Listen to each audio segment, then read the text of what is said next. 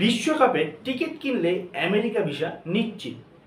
ইদানিং অনেক বিজ্ঞাপনে দেখা যাচ্ছে বা অনেক বড় বড় প্রতিষ্ঠান বিজ্ঞাপন দিচ্ছে 2026 সালের যে ফুটবল ওয়ার্ল্ড কাপ রয়েছে, যেটা আমেরিকা, কানাডা এবং মেক্সিকোতে অনুষ্ঠিত হবে, সেই বিশ্বকাপের একটা টিকিট যদি আপনি ক্রয় করতে পারেন তাহলে কিন্তু আপনি আমেরিকা বা কানাডার ভিসা খুব সহজেই পেয়ে যাবেন।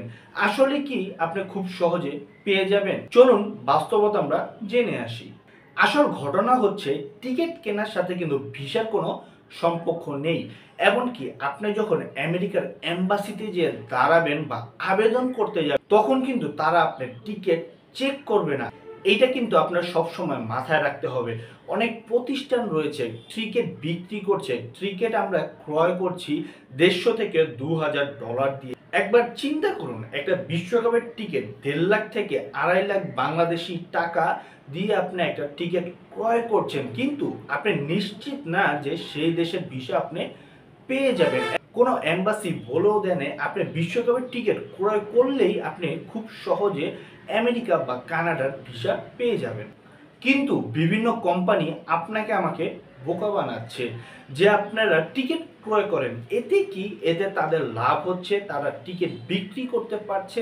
একটা 10 থেকে 20 হাজার টাকা দামের টিকিট আমাদের কাছে 1.5 থেকে 2 লক্ষ টাকা বিক্রি করে তারা লাভবান হচ্ছে। তবে আসল সত্য ঘটনা কি? আপনি খুব সহজে ভিসা পেয়ে যাবেন? কখনোই না। আগে যেভাবে মানুষ ভিসা পেয়ে থাকতো, ঠিক এখনো ঠিক সেই প্রসেসরই রয়েছে ভিসা পাবার। তবে সবচেয়ে তবে সুখবর হচ্ছে 2026 বিশ্বকাপে সবচেয়ে বেশি সংখ্যক দর্শক হবে বলে জানিয়েছেন আমেরিকা, এবং এই দর্শকদের জন্য সুখবরও দিয়ে রেখেছেন তারা, যে গত গত বিশ্বকাপ মানে 2022 সালের কাতার বিশ্বকাপ থেকে বেশি সংখ্যক ভিসা তারা দিয়ে থাকবেন বিভিন্ন দেশের সমর্থকদের। তাই ভিসা পাওয়াটা একটু সহজ হলেও আপনার টিকিটের সাথে